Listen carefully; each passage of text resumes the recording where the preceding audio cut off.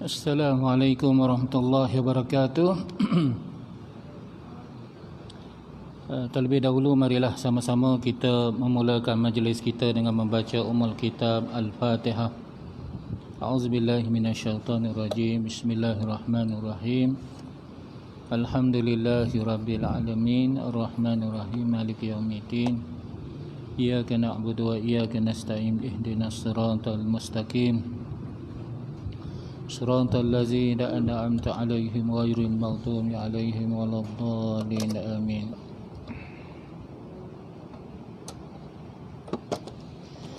الحمد لله ولي الصالحين والعاقبة للمتقين ولا عدوان إلا على الظالمين والصلاة والسلام على إمام المرسلين وقدوة الناس أجمعين وعلى آله وصحبه ومن تبعهم بإحسان إلى يوم الدين. أما بعد.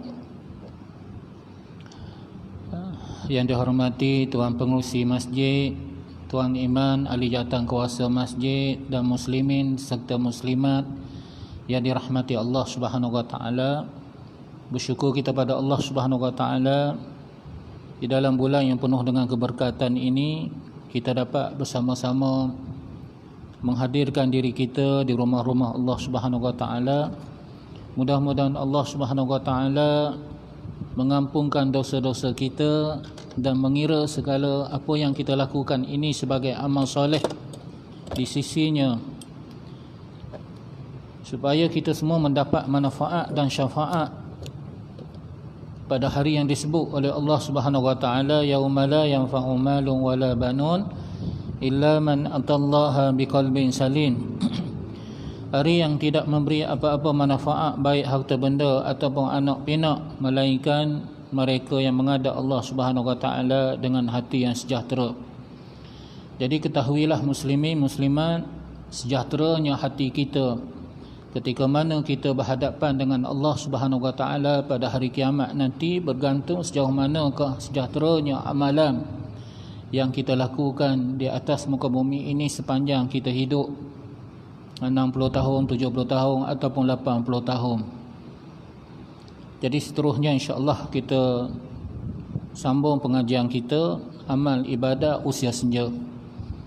Jadi ada orang tanya, ustaz guna kitab apa tajuk tersebut? Jadi untuk peringkat permulaan dahulu saya guna kitab Jami' Ulum wal Hikam. Kitab ni sangat besar, 4 jilid yang dikarang oleh Ibn Rajab Al-Hambali. Dia lahir ketika mana Baghdad jatuh 1258 Hijrah 1200. Sekarang ni dah 2001 dah tuan-tuan. Dan dia dapat menyaksikan bagaimana hancurnya kota Baghdad. Jadi kita guna berbagai-bagai kitab, dan hari ini dan minggu-minggu yang lepas lah, bulan-bulan yang lepas kita guna kitab, ambil sikit daripada kitab Riyadhus Salihin karangan Imam An-Nawawi, sesuai dengan tajuk amal ibadat usia senja. Jadi kita petik hadis-hadis Nabi dan juga kalam ulama Imam Nawawi berkaitan dengan taubat. Jadi kata Imam Nawawi, taubat itu merupakan satu kewajipan kepada hamba Allah Subhanahu wa taala yang ingin bertemu dengan Allah Subhanahu wa taala. Sebelum dia bertemu dengan Allah Subhanahu wa taala, amalan yang paling afdal di usia seperti kita ini adalah taubat kepada Allah. Taubatun wajibatun min kulli zambin. Taubat itu merupakan satu kewajipan kepada setiap individu yang berdosa. Jadi tidak ada manusia yang tidak berdosa. Kullu bani Adam khata'. Setiap anak Adam itu, kata Nabi SAW, melakukan dosa, melakukan kesalahan. Wa kullu khata'in, dan setiap orang yang melakukan kesalahan dan dosa, at-tawabin, adalah mereka wajib bertaubat kepada Allah Subhanahu wa taala. Fa in kanati maksiatu bainal abdi wa bainallahi ta'ala. Kata Imam Nawawi, jika sekiranya maksiat tersebut berkait rapat di antara seorang hamba dengan Allah Subhanahu wa taala. La tata'allaku bihaqqin adamiyyin, dia tidak ada kaitan dengan hak anak Adam. Yakni dia tidak mengambil hak anak Adam dengan mencuri, dengan mengambil barang dia, ataupun dengan mencerca, memfitnah, mengadu domba, ataupun mengata. Falaha salah satu syurutin, maka baginya 3 syarat. Ini telah kita bincang dan kita sebut sekali lagi tuan-tuan, ahaduha, maka salah satu daripada 3 syarat tersebut, an yuqli'a anil maksiati, maka hendaklah dia meninggalkan maksiat dengan segera. Tinggalkan maksiat dengan segera, tidak ada kompromi lagi ketika itu tuan-tuan. Syarat taubat mesti tinggalkan maksiat. Apa nama tu tuan-tuan, Sajjad ke nama apa, kita nak sebut pun rasa geli ya tuan-tuan. Dia kata dah bertaubat dah, dan dia kata dia banyak buat amal ibadat, kebaikan. Dia panggil budak-budak tahfiz datang ke rumah dia, bagi sedekah, bagi jamuan. Tapi masih lagi dia kata jabat agama Jawi masih lagi mendakwa beliau dan menganggap beliau ni bersalah, dia kata. Sedangkan dia dah bertaubat dah. Tanda taubat dia kata adalah bagi makan, bagi duit kepada pelajar-pelajar tahfiz. Itu bukan syarat taubat. Syarat taubat an yuqli'a anil maksiati, meninggalkan maksiat. Apakah maksiat yang berlaku kepada kita? Kita tinggalkan segera tanpa kompromi. Dia tu lelaki, kenapa dia menyerupai perempuan? Dia tukar dia punya alat-alat sulit dia semua kepada perempuan belaka. Ada. Kemudian berpakaian wanita. Mana boleh macam tu? Tak. Dia kena bertaubat, tinggalkanlah perkara-perkara tersebut. Bukan dengan kita bagi makan kepada anak yatim ke, kepada pelajar tahfiz ke, dan seumpamanya. Wasani an yandama ala fi'liha. Yang kedua kata Imam Nawawi, hendaklah dia menyesal terhadap perbuatannya. Jadi tanda dia menyesal ni adalah dia meninggalkan dosa, dan dalam hati hendaklah dia merasakan bahawa itu merupakan dosa. Orang yang tidak merasakan perkara tersebut adalah dosa, dia akan memberi berbagai-bagai alasan. Bahkan dia tidak akan menerima apabila orang suruh dia kembali kepada Islam, kembali kepada Allah Subhanahu wa taala, kembali kepada taubat. Apa salahnya, dia kata? Apa salahnya? Saya juga adalah wanita, saya juga adalah manusia.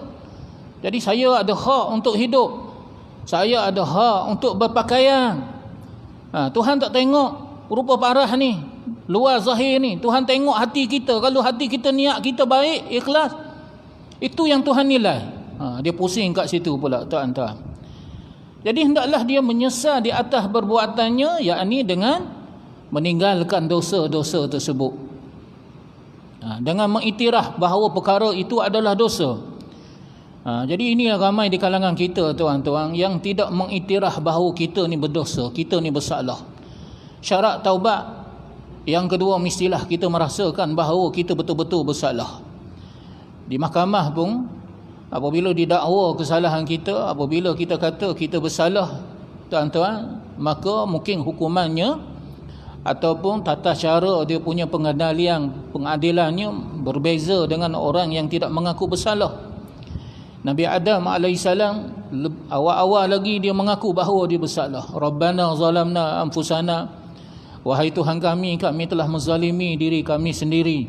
Itu asasnya taubat ni tuan-tuan. Bukan sekadar kita meninggalkan dosa, bahkan hendaklah hadir di dalam hati kita, kita telah menzalimi diri kita sendiri dengan melakukan dosa tersebut, bahawa perbuatan kita itu adalah perbuatan yang salah, perbuatan yang silap, yang salah. Perlu kita kembali kepada Allah segera.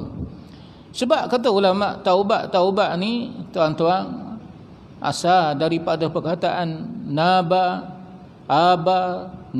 taba, yakni kembali. Apa maksud kembali? Yakni kembali kepada asal. Asal kita tidak bersalah. Jadi apabila kita dah bersalah, kita dianggap sebagai berdosa. Jadi macam mana cara kita nak kembali kepada yang asal? Dengan kita bertaubat kepada Allah. Raja'na ilallah, kami kembali padamu ya Allah, wa nadimna ala ma fa'alna, kami menyesali terhadap dosa-dosa yang kami lakukan. Itu dia.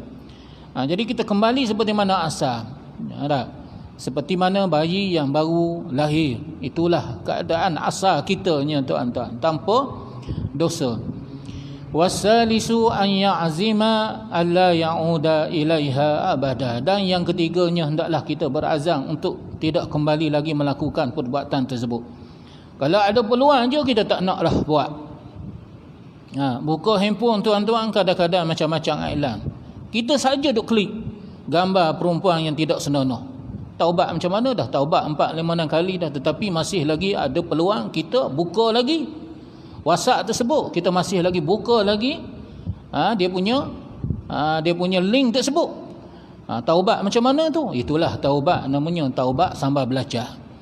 Pedah bukan main lagi dah. Taubat sakit perut, cerit-berit, tapi besok makan pula. Dah taubat dah, besok makan pula kalau ada peluang. Tak terliu meleleh tengok. Ada peluang buat pula, makan pula. Itu tak jadi, tak entan.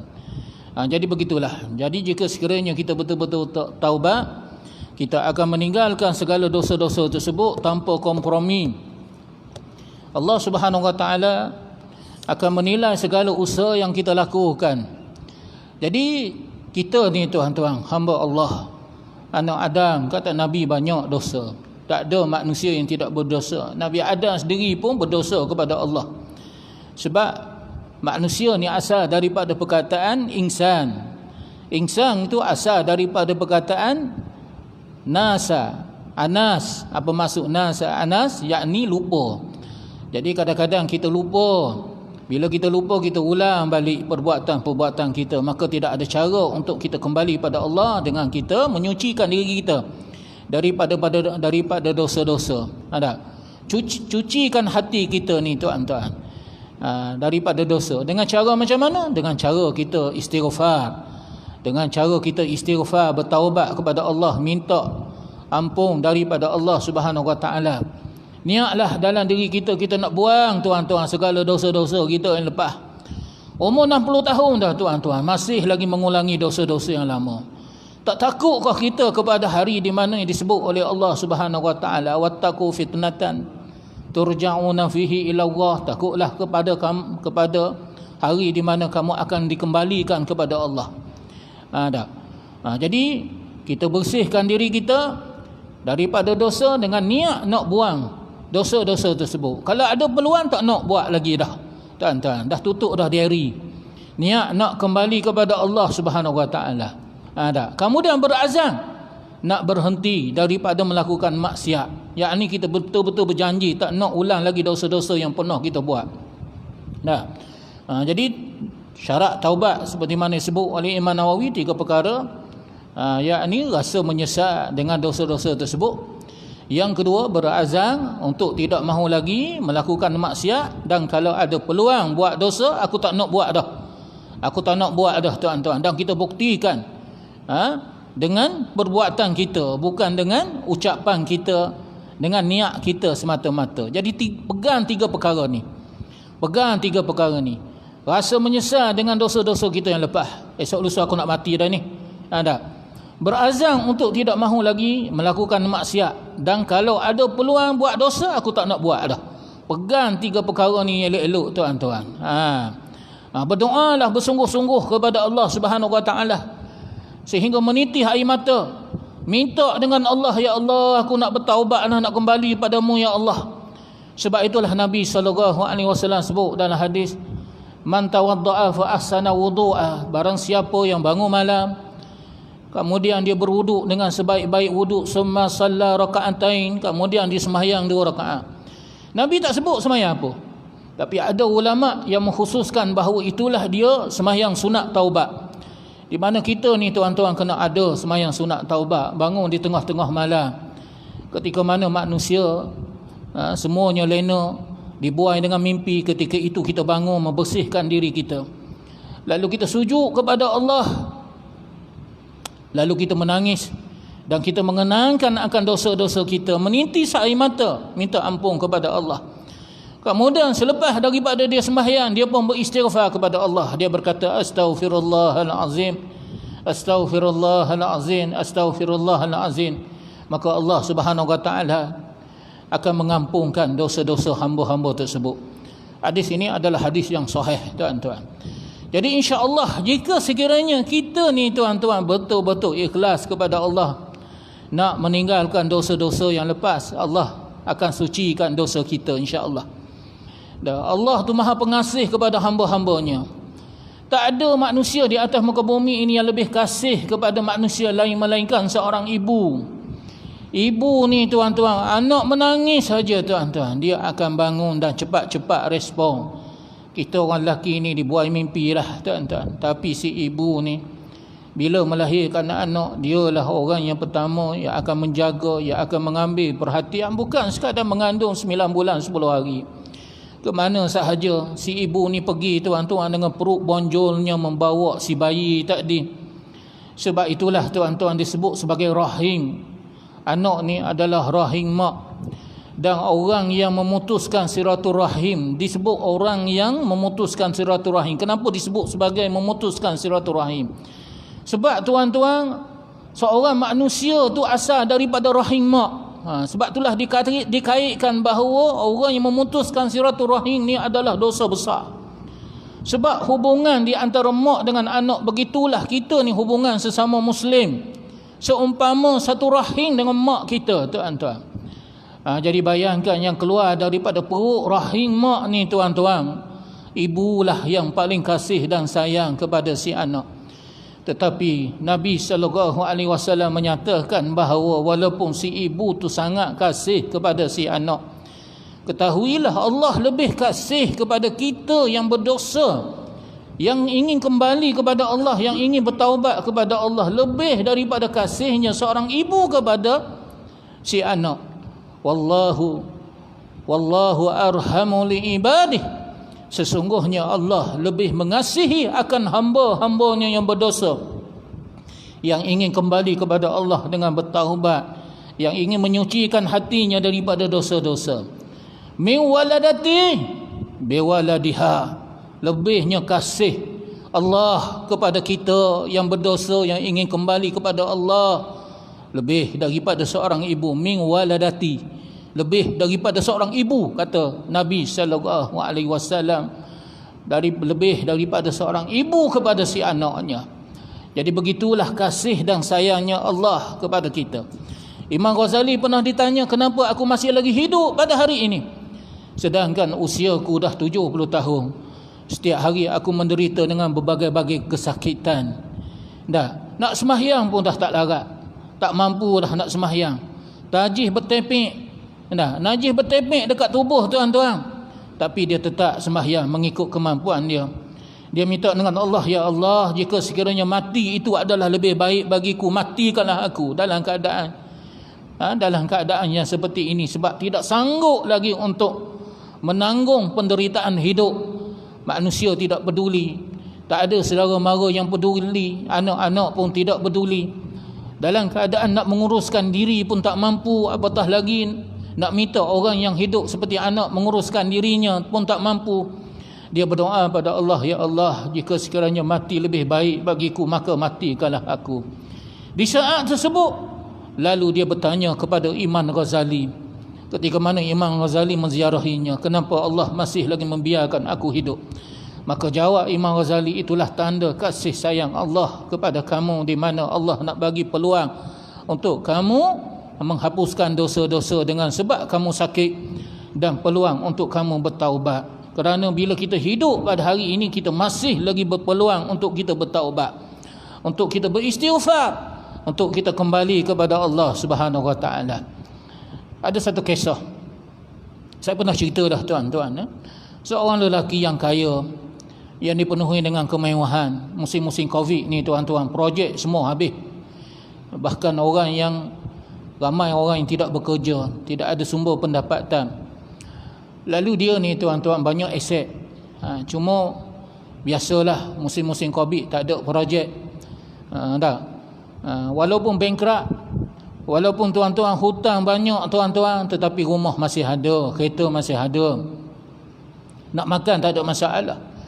Tetapi dia tidak bersyukur pada Allah. Dia menghitung hari-harinya dan nasib dirinya selepas sembahyang subuh, berada di beranda rumah, tiba-tiba dia melihat orang Bangla sedang mencari sampah di hadapan rumahnya. Maka ketika itu timbullah perasaan, ya Allah, aku ni walaupun susah, tapi masih ada lagi orang yang lebih susah daripada aku. Orang yang Bangla tadi tuan-tuan, yang sedang cari sampah tu tuan-tuan. Kalau tempat kita ni mungkin tak ada Bangla. Dekat Kuala Lumpur, dekat mana tuan-tuan, ramai Bangla duk cari sampah. Tempat kita ni tuan-tuan, petang-petang kadang-kadang saya keluar pergi ke Pekan Jasing. Tu sebelah kedai Cina tu tuan-tuan, ada tong sampah. Ada hamba Allah yang cari sampah tuan-tuan, nak jual barang-barang yang boleh dimanfaatkan. Begitulah musim-musim PKP, musim-musim Covid ini tuan-tuan, semuanya merana. Bayangkan orang yang sebelum ini dapat berjual, tak dapat nak berjual, nasib baiklah kedai dapat buka balik tuan-tuan. Sedihnya kita tengok. Jadi mungkin tempat kita ni kita katakan bukanlah orang Bangla. Dia kata seronoknya rumah besar, dia kata. Kita pagi-pagi lepas daripada subuh dah cari dah sesuap nasi, daripada ke rumah, daripada tong sampah ke satu tong sampah, untuk mencari sisa-sisa apa yang patut dia ambil untuk dijual, untuk sesuap nasi dan untuk menanggung anak-anak. Seronoknya orang kaya, dia kata. Tak perlu pergi ke mana-mana, duduk berehat. Duduk dekat beranda, dibuai dengan angin sepul-sepul bahasa. Sedangkan dia tak tahu bahawa orang kaya tu lagi banyak masalah. Jadi timbul perasaan tidak syukur kepada dirinya. Tiba-tiba tuan-tuan dia tengok orang telanjang di hadapan mata dia, berlari ke sana, berlari ke sini. Tiba-tiba datang ke tempat dia. Ingat kau nak ambil sampah, kena kau tuan-tuan ambil sisa-sisa makanan. Ambil sisa-sisa makanan dalam keadaan pakaian yang tidak sempurna tuan-tuan. Maka berkatalah orang yang mencari sampah tadi, alhamdulillah walaupun aku susah, tetapi tidaklah sampai peringkat aku memakai pakaian seperti ini, tidaklah sampai peringkat aku ni gila. Alhamdulillah, dia kata. Jadi orang yang gila tu pula tuan-tuan, dia pun tidak bersyukur pada Allah. Dia kata, kenapalah orang panggil aku ni gila? Aku tak gila. Mana ada orang gila yang mengaku dirinya gila tuan-tuan? Tiba-tiba tuan-tuan dia tengok satu ambulans lalu depan dia, pergi ke hospital Jasing. Ambulans Jasing tuan-tuan. Dengung orang accident. Masuk ambulans. Alhamdulillah, dia kata, biarlah aku gila, aku sihat. Aku tak accident lagi, dia kata. Tak masuk hospital. Biarlah aku, orang kata aku gila, asalkan aku sihat. Orang gila sihat tuan-tuan. Walaupun tak ada baju, tak pakai kasut, sihat. Walaupun makan sampah je tuan-tuan, sisa-sisa makanan yang dibuang dalam sampah. Orang yang masuk hospital tu tuan-tuan, dia pun tidak mengenangkan. Dia tidak bersyukur pada Allah. Dia mengenangkan nasib dia. Kenapalah, dia kata, Tuhan pilih aku ni sakit, dia kata. Dahlah musim-musim Covid ni, dia kata, tak bekerja, dapat sesuap nasi, accident pula. Siapa nak tanggung anak bini aku, dia kata. Siapa yang nak peduli kepada anak bini aku ni? Ya Allah, dia kata, apalah nasib aku ni. Duduk berhari-hari tuan-tuan, berminggu-minggu di hospital tuan-tuan. Isteri dia ziarah, bawa nasi, bawa ikan goreng aja tuan-tuan. Dah tak ada sumber pendapatan, semuanya bergantung pada suami. Tiba-tiba kawan dia duduk dekat sebelah sembang dengan dia tu tuan-tuan, tiap hari sembang dengan dia, tiba-tiba sesak nafas dekat hospital. Panggillah doktor, panggil nurse. Doktor, nurse, cepat ni kawan sebelah ni sakit ni, cepat sesak nafas, nak mati ke apa ni. Doktor pun mari tuan-tuan, tarik lansir, buka lansir tuan-tuan, telah diselimut dah dengan kain selimut. Inna lillahi wa inna ilaihi raji'un. Dah mati kawan dia sebelah. Padahal kawan dia sebelah tu tuan-tuan, demam biasa je, bukan demam Covid apa. Demam biasa, batuk-batuk biasa, masih lagi sihat, lebih sihat daripada beliau. Yang dia ni patuh apa semua sekali, cuma boleh bersembang, boleh apa je. Baru patuh aja. Yang kawan sebelah tu demam biasa saja. Doktor duk tengah cek apa semua sekali, penyakit tak tahu apa punca, tiba-tiba mati. Maka ketika itulah orang yang sakit tadi tuan-tuan, maka dia pun menimbulkan perasaan syukur dia kepada Allah kerana masih lagi diberi peluang untuk hidup walaupun dalam keadaan yang uzur, dalam keadaan yang sakit. Alhamdulillah, nah, aku masih lagi hidup pada hari ini. Hari ini aku masih lagi dapat jumpa dengan bini aku, dapat jumpa lagi dengan isteriku, dapat lagi istighfar, dapat lagi sembahyang. Nabi SAW menyatakan bahawa sembahyang 2 rakaat di dunia ini adalah lebih baik bagi orang yang berada di alam barzah daripada segala isi dunia dan segala isi langit. Begitulah besarnya fadilat dan kelebihan kita sembahyang 2 rakaat, kita istighfar, kita berzikir kepada Allah. Itulah tanda kasih sayang Allah kepada kita walaupun kita dalam keadaan susah. Kita masih lagi diberi peluang oleh Allah Subhanahu Wa Taala untuk hidup. Kita masih lagi ada peluang untuk beristighfar, untuk beramal ibadat. Maka itulah jawapan Imam Ghazali kepada orang yang merintih nasib dia. Kenapa Allah membenarkan beliau lagi hidup dalam keadaan beliau susah seperti hari ini. Jadi itulah dia, tuan-tuan. Jadi mohonlah kepada Allah, insya-Allah Allah akan sucikan dosa-dosa kita. Allah akan ampunkan kita seperti mana bayi yang baru lahir daripada perut ibunya. Barulah hati kita akan jadi tenang.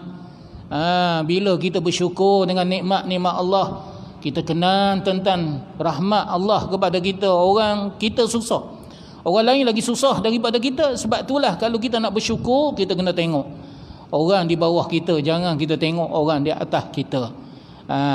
Barulah hati kita akan jadi bersih, hati kita akan jadi suci. Kerana yang akan menghalang kita ni, tuan-tuan, untuk melakukan amal soleh adalah disebabkan dosa-dosa kita. Dosa kita berasangka buruk kita dengan Allah, tak bersyukur Tuhan dah bagi hidup, orang lain lagi susah daripada kamu. Itulah dosa yang paling utama yang ada pada diri kita ni. Bahkan kita kadang-kadang kufur nikmat. Apa maksud kufur nikmat? Kufur nikmat ni, tuan-tuan, kita tidak bersyukur dengan nikmat Allah. Tuhan dah bagi senang pada kita, kita gunakan kesenangan tersebut untuk melakukan maksiat. Tuhan bagi umur yang panjang, sepatutnya kita mentaati perintah Allah. Tetapi kita gunakan umur yang panjang untuk mendurhakai Allah Subhanahu Wa Taala. Itulah yang disebut oleh ulama tauhid sebagai istidraj. Istidraj ni, tuan-tuan, Tuhan bagi nikmat, tapi Tuhan bagi supaya kita ni bertambah kufur kepada Allah. Itu dipanggil sebagai istidraj. Tuhan bagi dalam keadaan mecok, orang Kelantan panggil, dalam keadaan Allah tak suka kepada kita. Seperti mana kita marah pada anak, balik lagi lewat. Nanti kena rotan. Bukan ayah tu suruh kita balik lewat, bukan suruh anak tu balik lewat, panjat lagi, nanti jatuh. Bukan ayah tu suruh budak tu, anak dia panjat, tuan-tuan, tetapi itu amaran daripada Allah. Itulah yang disebut sebagai istidraj. Allah bagi nikmat, kita tidak menggunakan nikmat tersebut untuk mentaati perintah Allah. Tuhan dah bagi umur yang panjang, kita tidak menggunakan umur tersebut untuk kebaikan. Tuhan dah bagi kaki, kita melangkah ke tempat lain, ke masjid tak nak datang. Tuhan bagi mata, suruh tengok muka tok guru kita, tengok Al-Quran, tengok isteri kita dengan kasih sayang, anak kita dengan kasih sayang, kita tengok gambar-gambar lucu. Itu panggil istidraj, tuan-tuan. Jadi sebab itulah, tuan-tuan, kita ni tidak dapat kelazatan ketika mana kita melakukan ketaatan pada Allah. Bahkan masalah utama kita nak buat ketaatan pun payah. Sebab apa kita payah nak melakukan ketaatan? Kerana dosa-dosa kita. Dosa-dosa kita lah yang menghalang diri kita daripada melakukan ketaatan kepada Allah Subhanahu Wa Taala. Kerana dosa lah yang menjauhkan diri kita daripada rahmat Allah, daripada kasih sayang Allah. Sebab itulah kita minta supaya Allah memandang kita dengan rahmatnya, kasihan kepada kita, supaya Allah Subhanahu Wa Taala menerima taubat kita dan membimbing kita untuk melakukan amal ibadat kepada Allah Subhanahu Wa Taala. Kerana dengan dosa-dosa inilah kita tidak mampu untuk melakukan amal soleh, tuan-tuan. Kerana dosa itulah yang menghalang diri kita daripada melakukan amal-amal soleh. Bukan sahaja ibadat-ibadat yang hebat, bahkan ibadat-ibadat yang sunat pun kita tidak mampu kerana dosa-dosa yang kita lakukan. Sehingga sembahyang rawatib pun payah kita nak dirikan. Sembahyang sunat rawatib itu tuan-tuan, terutama yang muakkad, yang sangat dituntut. Apa dia?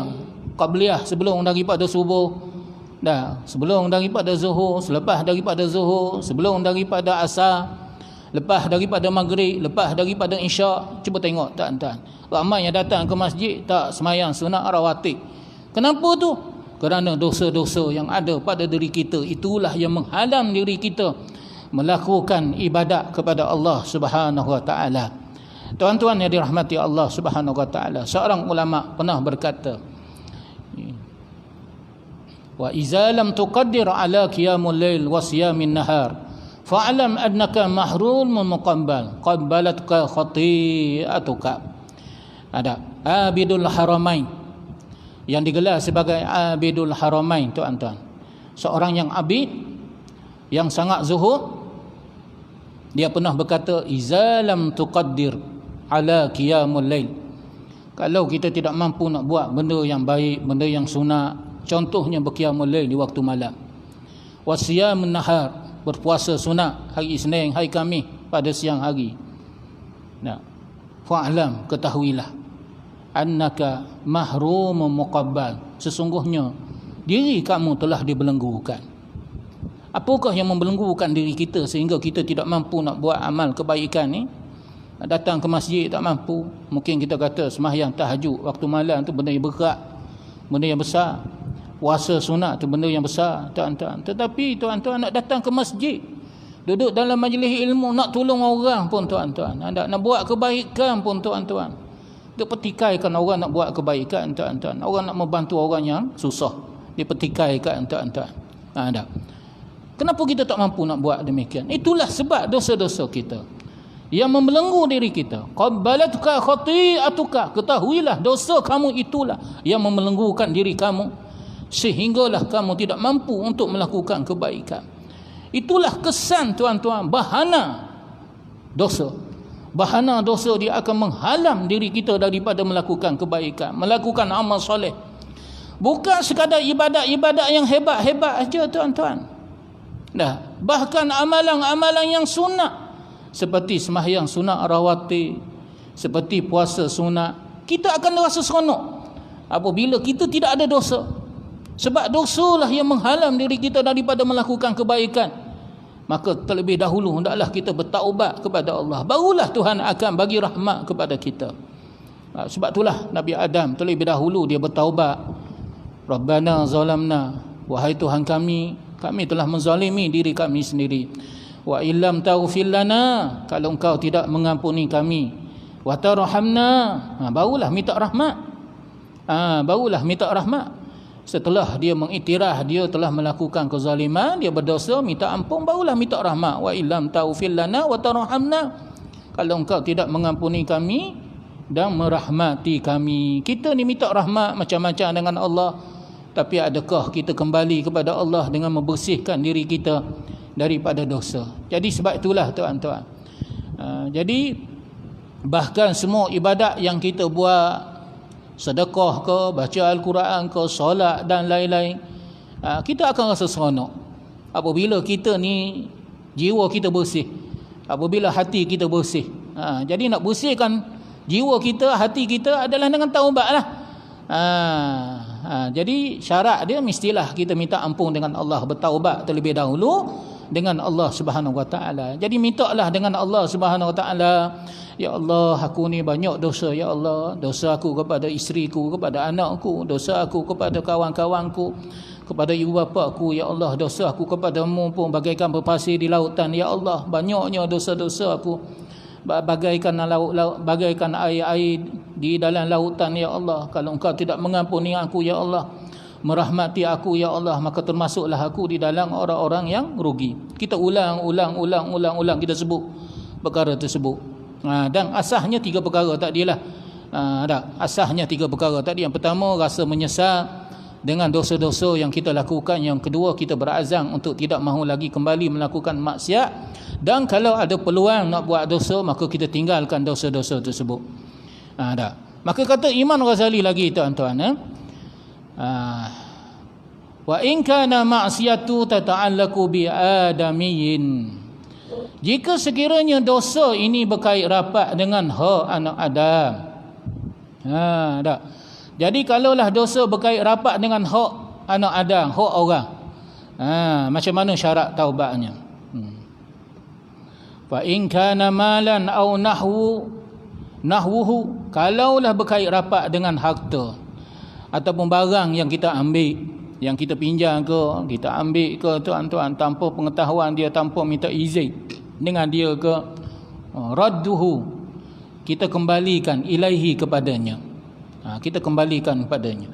Jangan ambil barang, tuan-tuan, senyap-senyap, lepas tu pergi hantar balik senyap-senyap, sedangkan kita dah pakai dah barang tersebut. Aku cari cangkul ni tak ada.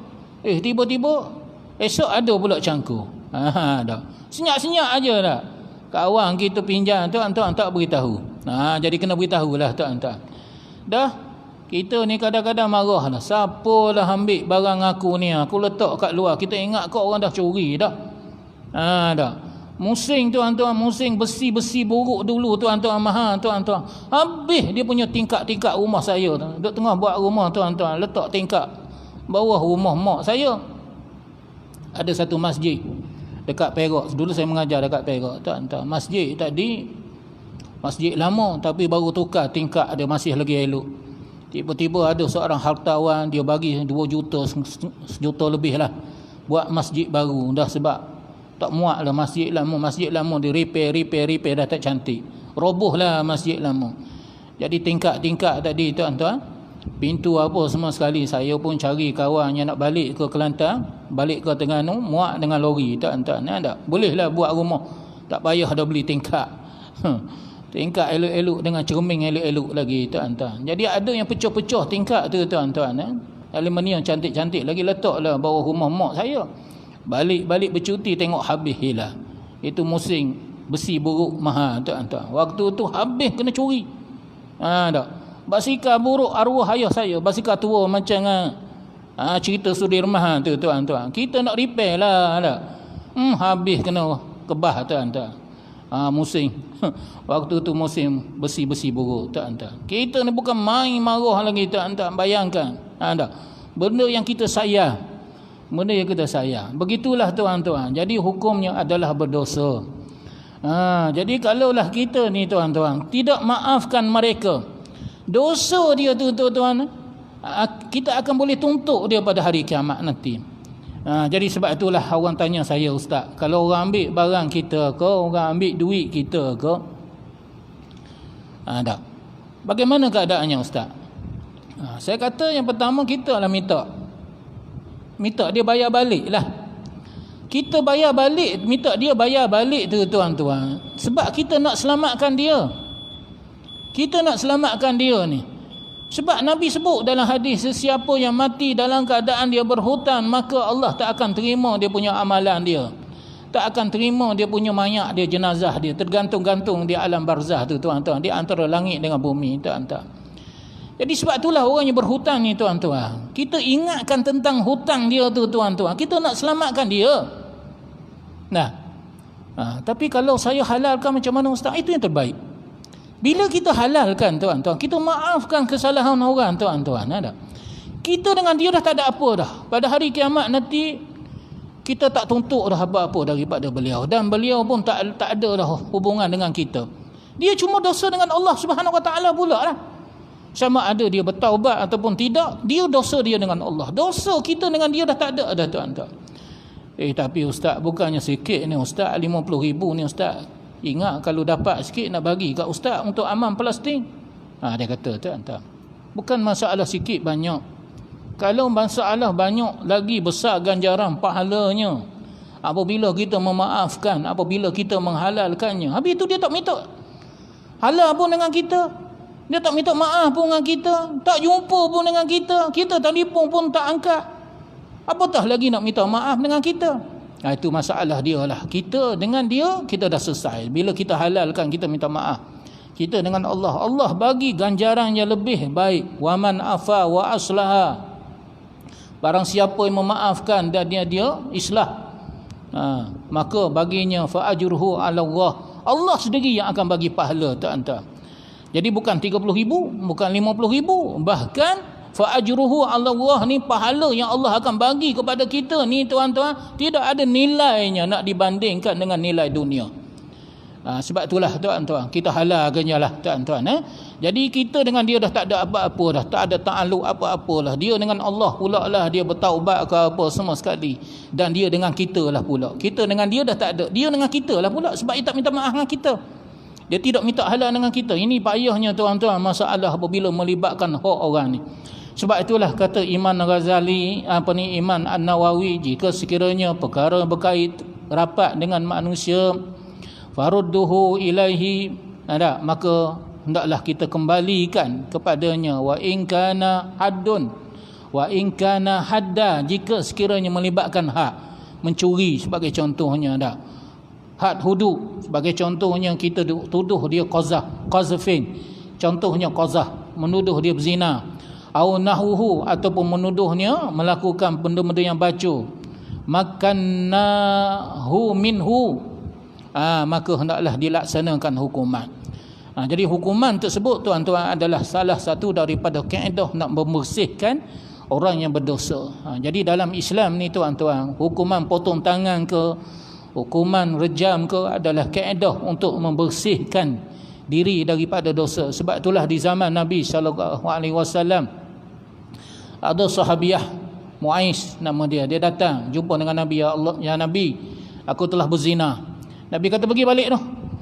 Bila disebut tiga kali, tuan-tuan, bagi orang yang tidak ada saksi, mestilah menyaksikan 3 kali pengakuan. Nabi kata, kamu sedang mengandung sekarang ni, kamu datang balik setelah apabila kamu dah melahirkan anak. Tiba-tiba lepas melahirkan anak, dia bawa bayi tadi. Nabi kata bagi susu tu. Sehinggalah bayi tak dia dapat makan. Tiba-tiba dia datang lagi, tuan-tuan, dia bawa anak dia sedang makan biskut, makan roti.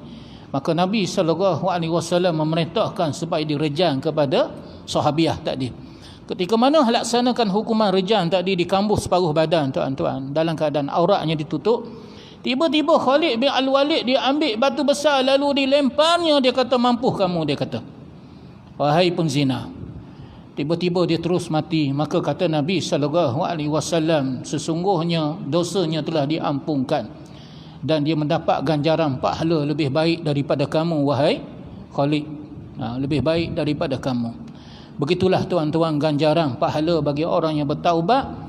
Dan tidak cukup sahaja dengan taubat, perkara yang melibatkan hadun seperti qazaf, zina, maka hendaklah dilaksanakan hukuman qazaf dan zina. Maka hukuman qazaf dan zina tadi dah dapat menghapuskan dosa besar tu, tuan-tuan, zina tu. Ayyatuba min jami'i zunu au makanna minhu, maka hendaklah dilaksanakan hukumannya minhu au talabal afwahu, ataupun yang berkait dengan hak anak Adam, yang berkait dengan fitnah, kita mengadu domba, kita mencaci mencela, melibatkan barang orang, maka hendaklah kita tuan-tuan minta izin ataupun minta halal daripada dia. Jadi, tuan-tuan, itulah dia introduction yang telah dibuat oleh Imam An-Nawawi sebelum dia membawa hadis-hadis berkaitan dengan taubat. Jadi telah kita nyatakan, tuan-tuan, hukum taubat, bahawa dia adalah wajib kepada dosa besar, hatta dosa kecil sekalipun wajib kita bertaubat. Cuma dalam kuliah yang akan datang kita akan ceritakan, tuan-tuan, bahawa dosa-dosa kecil tadi, tuan-tuan, dia boleh terampung dengan amalan-amalan kebaikan yang kita lakukan. Jadi salah satu daripada amalan-amalan kebaikan yang kita lakukan yang boleh menghapuskan dosa besar ni, Nabi sebut dalam hadis, intizarus salah ba'da salah, menunggu masuknya waktu sembahyang, seperti mana tuan-tuan sekarang ni lah buat. Menunggunya masuk waktu sembahyang, yakni sembahyang isyak, ba'da salah, selepas daripada kita sembahyang maghrib, dalam keadaan kita menuntut ilmu, dalam keadaan kita mengaji, istighfar, bertaubat, dia boleh menghapuskan setiap detik dan saat tu, dia boleh menghapuskan dosa kecil kita. Itu dosa kecil. Wa kasratul khata ilal masajid, perbanyakkanlah berjalan kaki pergi ke masjid. Setiap langkah kita berjalan kaki pergi ke masjid. Hari ni orang tu jarang jalan kaki kan, naik kereta. Setiap putaran kereta, roda kereta lah, setiap putaran motosikal tu tuan-tuan, Allah ampunkan dosa. Pernah tuan-tuan Bilal bin Rabah, dia nak bina rumah dia dekat masjid. Nabi kata kenapa? Supaya senang aku datang masjid. Sebab dia tahu fadilat dan kelebihan datang masjid. Nabi kata rumah kamu yang jauh tu lagi baik, lagi baik daripada rumah kamu yang dekat. Sebab dengan setiap langkah kita berjalan kaki datang ke masjid ni, Allah ampunkan dosa.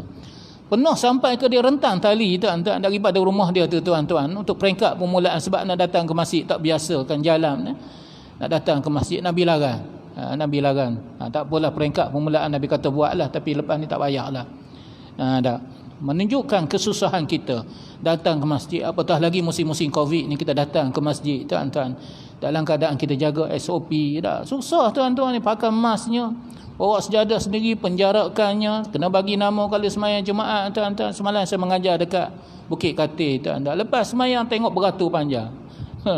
Kenapa ni beratur ni? Ni daftar ni, ustaz nak sembahyang Jumaat lusa ni, hari Jumaat. Nak sembahyang Jumaat lusa ni. Susahnya tuan-tuan.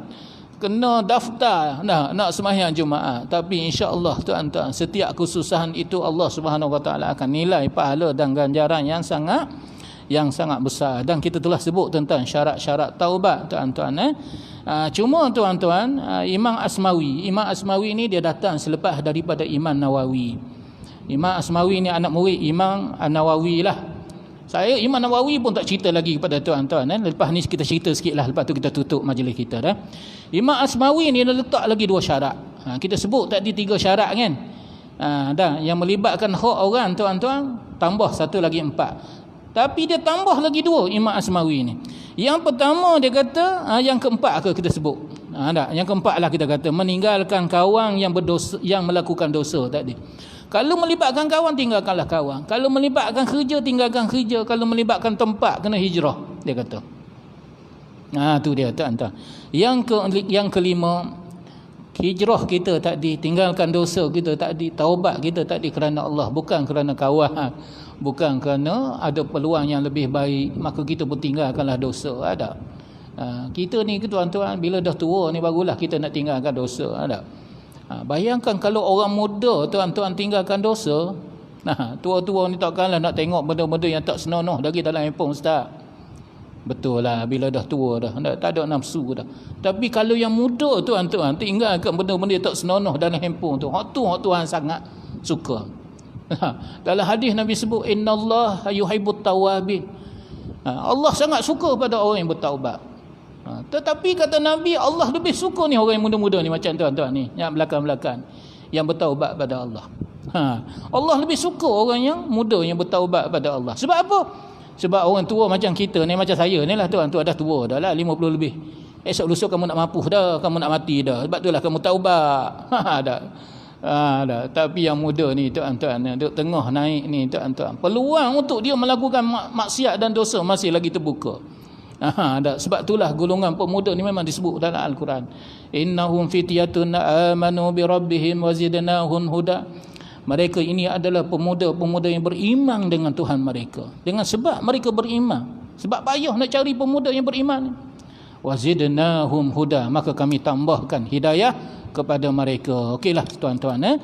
Jadi sebagai penutup, kita ceritalah sedikit siapakah dia Imam An-Nawawi. Kita dah baca mukadimah kitab berkaitan dengan Imam An-Nawawi ni tuan-tuan. Ambil sikit lagi tuan-tuan, 5 minit lagi. Jadi Imam Nawawi ni tuan-tuan, nama sebenarnya adalah Syekh Az-Zakaria Al-Ansari Asy-Syarif An-Nawawi. An-Nawawi ni disebahkan kepada tempat di mana beliau lahirlah. Nama kampung dia adalah Nawa.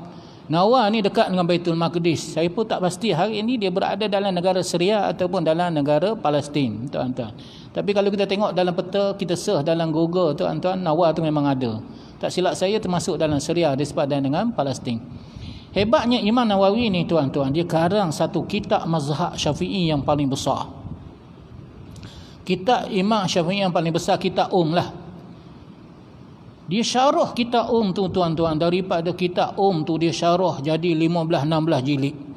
Saya tengok mata pun penuh tuan-tuan. 16 jilid tuan-tuan nak buka tu tuan-tuan. Itulah dia kitab Majmu' Syarah Mu'azzab. Itulah peninggalan yang paling hebat. Dia karang tu bukannya rujuk daripada kitab-kitab yang lain ketika itu. Tak ada lagi kitab-kitab mazhab Syafi'i yang syarahnya begitu hebat. Semua daripada otak dia sendiri tuan-tuan. Hebatnya Imam Nawawi.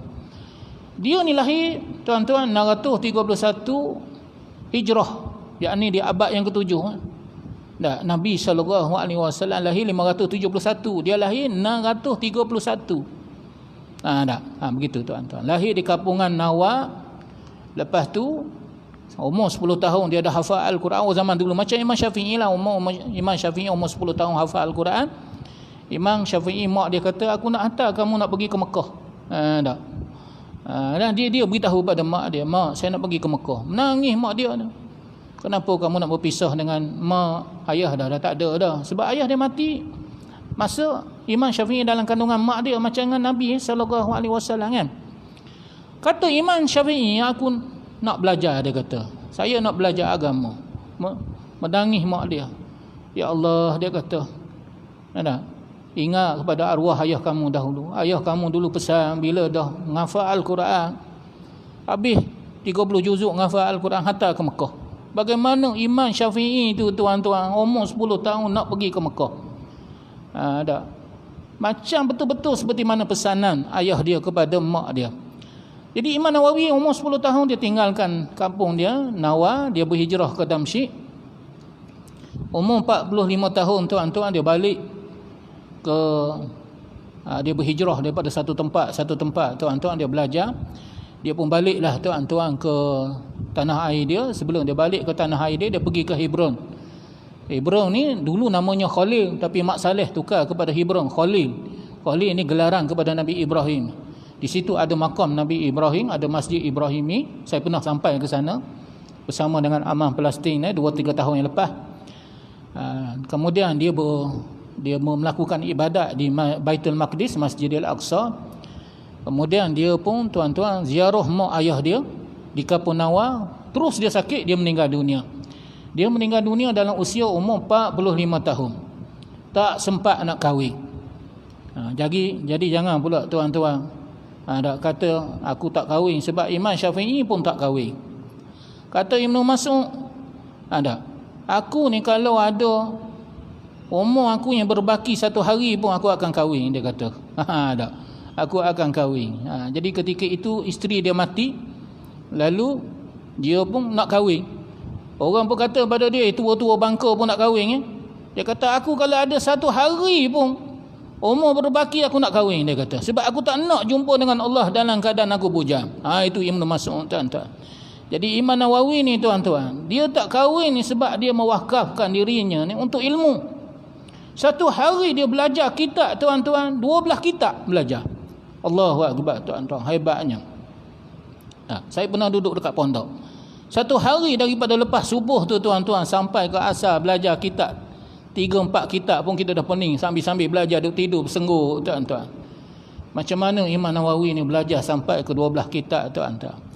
Dan Imam Nawawi ni alim dalam 3 bidang. Ini paling masyhur. Yang pertama dalam bidang ilmu lah. Ilmu tak cerita lah, ilmu fiqh, ilmu hadis, ilmu bahasa. Yang kedua zuhud.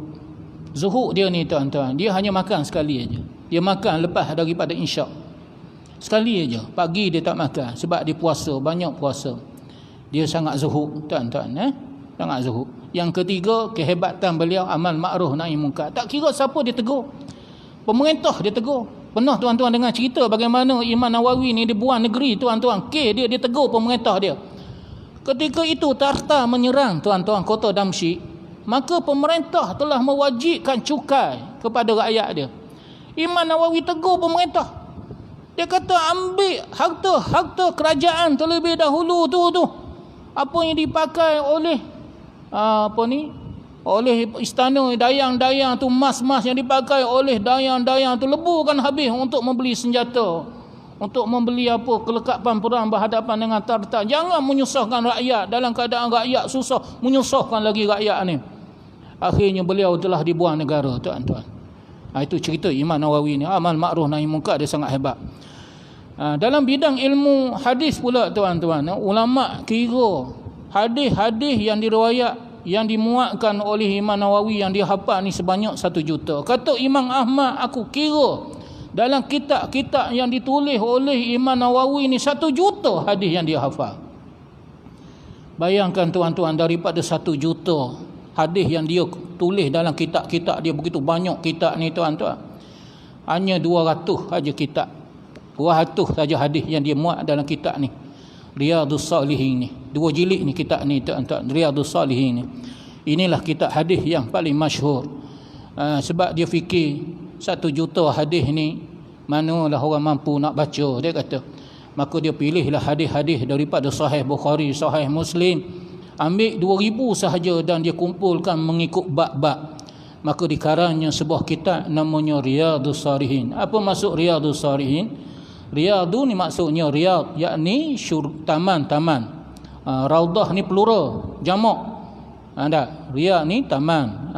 Raudah tu singular, riyad tu plural, taman-taman. Salihin maksudnya orang-orang yang soleh, tuan-tuan. Kupu hadis Sahih Bukhari, Sahih Muslim, Imam Tirmizi, dalam kitab Riyadhus Salihin. Kemudian tuan-tuan, Imam Nawawi fikir lagi. 2000 hadis ni mungkin orang tak mampu nak baca semua. Dia pun fikirlah tuan-tuan. Dia pilih pula daripada 2000 hadis tu, dia karang pula sebuah kitab namanya Arba'in Hadis li Imam An-Nawawi. 40 hadis Imam Nawawi tu. Daripada 2000 tu 40 hadis Imam Nawawi. Kita ni 40 hadis Imam Nawawi pun kita tak hafal. 1 hadis pun kita tak hafal. Macam mana dia boleh hafal 1000 hadis, tuan-tuan? Jadi di dalam kitab Riyadhus Salihin inilah dia bahagikan beberapa bab, tuan-tuan, untuk panduan kita semua. Jadi sekadar itulah, mudah-mudahan kita mendapat manfaat daripada kitab beliau. Mudah-mudahan kita mendapat berkat daripada Allah Subhanahu wa taala dan keampunan daripada beliau, insya-Allah. A'udzubillahi minasyaitonirrajim.